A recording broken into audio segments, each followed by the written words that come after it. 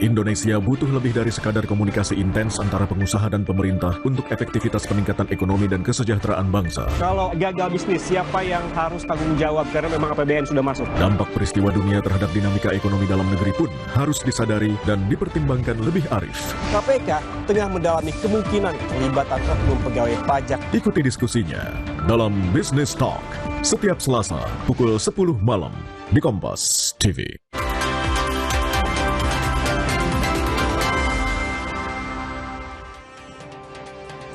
Terima kasih saudara, Anda masih menyaksikan Kompas Petang bersama saya Diputu Trisnanda. Saudara, militer Iran meluncurkan serangan pesawat tak berawak atau drone ke pangkalan Amerika Serikat di Kuwait dan juga Bahrain.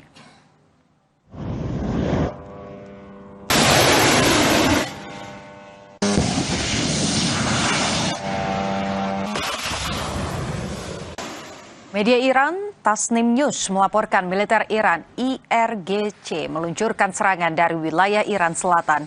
Serangan drone dilakukan Angkatan Darat Iran yang menargetkan sistem pertahanan udara Patriot, gudang amunisi, dan pangkalan militer Amerika.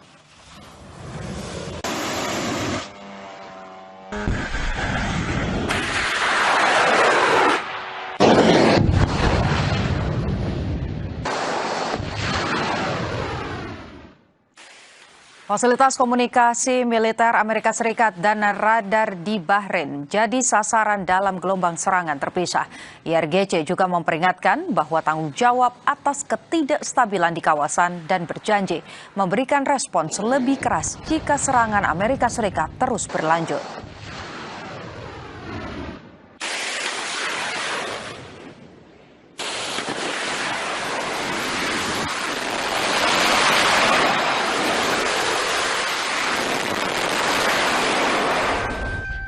Sementara itu, militer Amerika Serikat melancarkan serangan ketiga kalinya dalam pekan ini sebagai tanggapan atas serangan terhadap sebuah kapal yang melewati Selat Hormuz.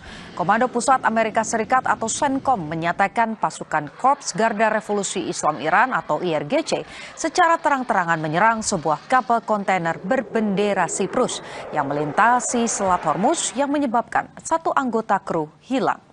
Serangan ini berlangsung tak lama setelah IRGC mengumumkan penutupan Selat Hormuz sampai pemberitahuan lebih lanjut.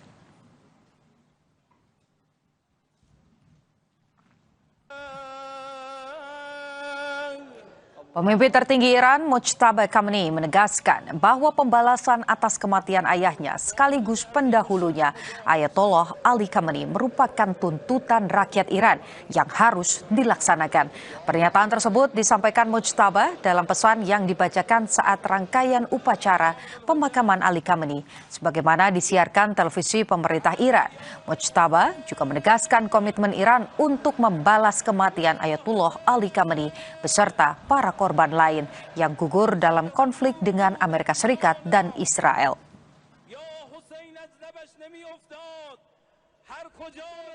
عهد می‌بندیم که انتقام خون پاک شما و همه شهیدان این دو جنگ را از قاتلین جنایتکار و بی‌آبرو بگیریم. این انتقام خواست ملت ماست و به طور حتمی باید صورت بگیرد. این جنایتکاران که فهرستی از صدر تا ذیلشان موجود است، آرزوی مرگی آرام و در بستر را با خود به گور خواهند برد.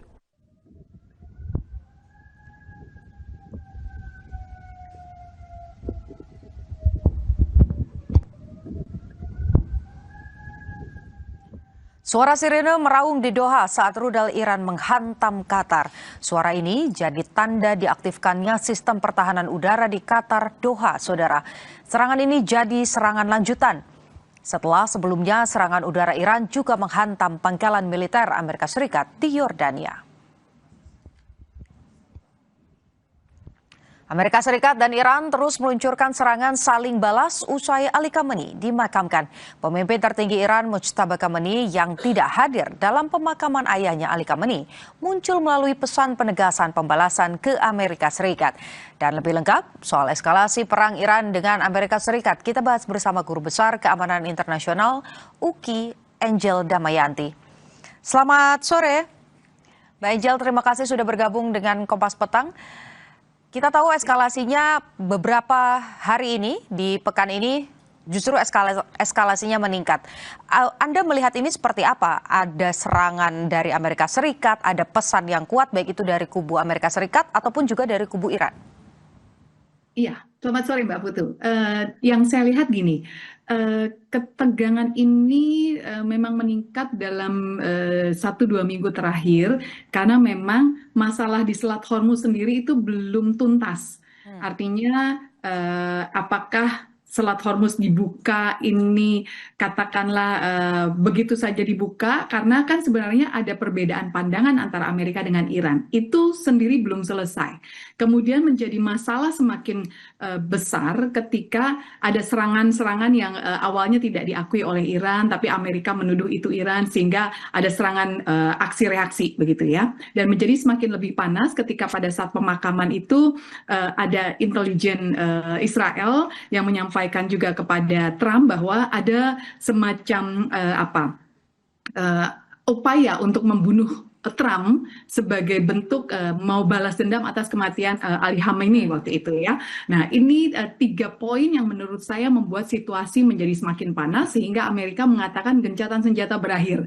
Dan disitulah ya perang walaupun masih dalam skala yang terbatas ya Mbak ya, belum sampai yang perang all out semuanya. Tapi jika ini dibiarkan tentu saja ya tentu tidak baik untuk semua pihak, artinya Iran dan Amerika itu sendiri maupun negara-negara di kawasan Teluk dan negara-negara global tentu saja. Begitu Mbak Putu. Oke. Nah, yang jadi pertanyaan, kemarin kan sebetulnya Iran dan Amerika Serikat ini sempat bersepakat begitu ya untuk kemudian mencari jalan tengah. Nah, tapi setelah momentum kemarin pemakaman begitu, Mujtaba ini justru menyampaikan pesan yang cukup keras begitu terkait dengan balas dendam, bahwa ini merupakan tuntutan rakyat Iran. Anda melihat apa yang mau ditekankan sebetulnya oleh Mujtaba?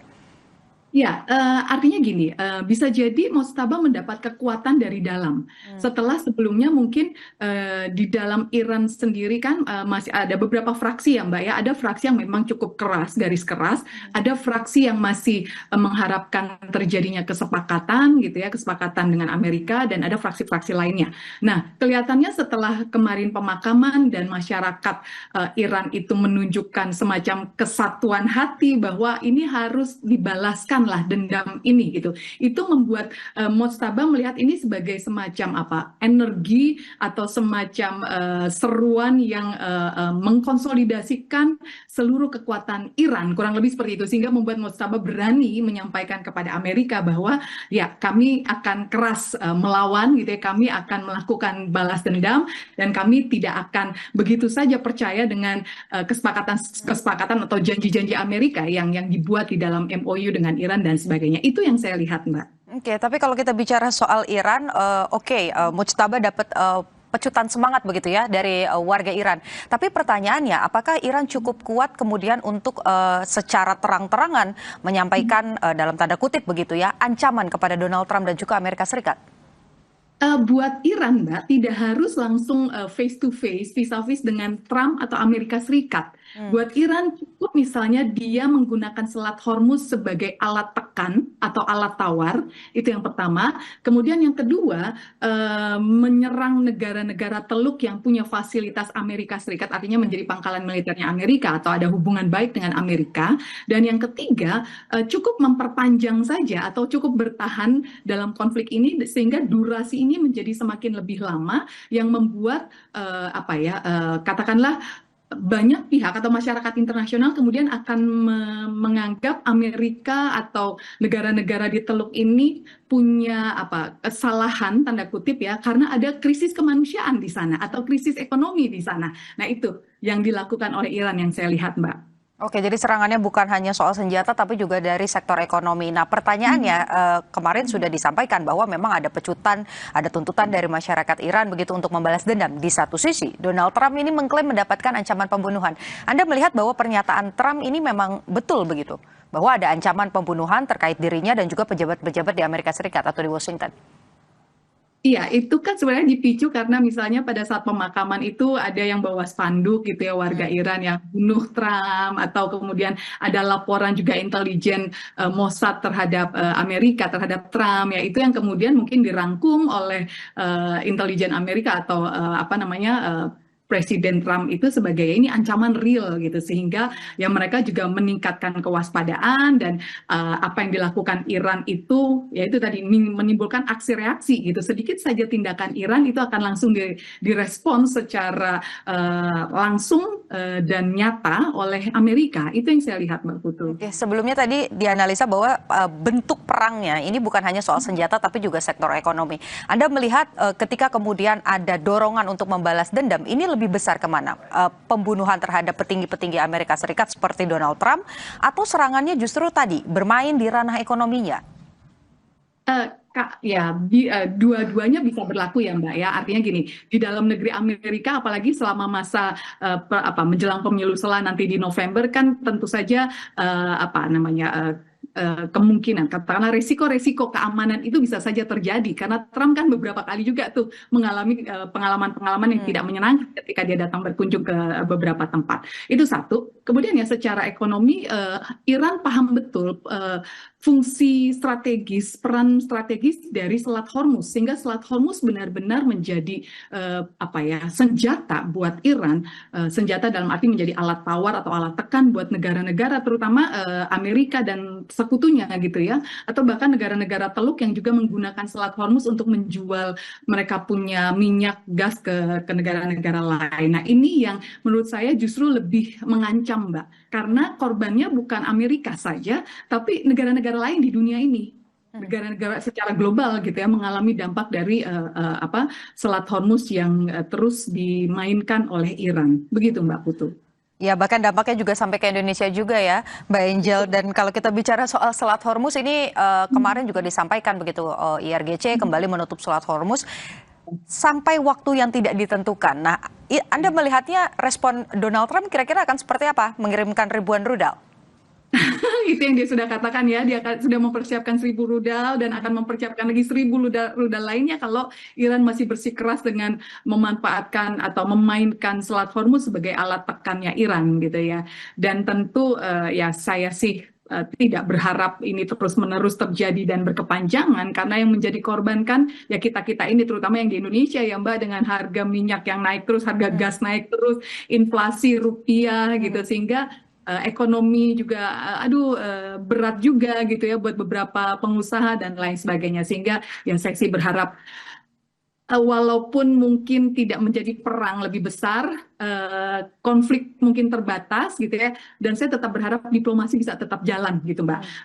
Oman masih tetap menjalankan perannya untuk menghubungkan Amerika dan Iran, walaupun mungkin kemungkinannya menjadi lebih kecil dibandingkan sebelumnya, tapi paling tidak saya masih punya harapan lah, begitu Mbak Putu. Termasuk juga Swiss yang mencoba masuk juga ya dalam upaya perdamaian ini ya Pak? Iya, betul. Saya melihat ya mudah-mudahan negara-negara Eropa juga, karena mereka merasa sudah terancam juga dengan digunakannya Selat Hormuz menjadi alat tekan oleh Iran gitu ya, dengan kebutuhan kebutuhan energi yang ya sangat bergantung pada Selat Hormuz ini, begitu Mbak. Kalau bicara eskalasi di antara negara-negara kawasan seperti apa? Kalau kita lihat kan serangannya ini sudah mulai meluas begitu. Ada sampai ke Yordania, kemudian yang terbaru dari Qatar begitu, dan kita tahu Israel terus menggempur Lebanon, faksi dari Iran begitu. Nah, Anda melihat di kawasan akan sepanas apa jadinya? Yang pasti makin panas memang Mbak, dengan ya tadi konflik-konflik yang tadi ya, Israel Lebanon masih tetap ada, kemudian ya Kuwait, Bahrain itu juga masih ada, kan ada pangkalan militer, dan meluas ke Uni Emirat Arab juga sekarang gitu ya, dan beberapa negara yang lain. Sehingga saya melihatnya memang konflik ini mungkin akan meluas, tapi masih terukur. Gitu, artinya gini, yang diserang oleh Amerika misalnya kalau kita perhatikan ya, masih sifatnya yang radar, drone, bukan fasilitas-fasilitas minyaknya Iran.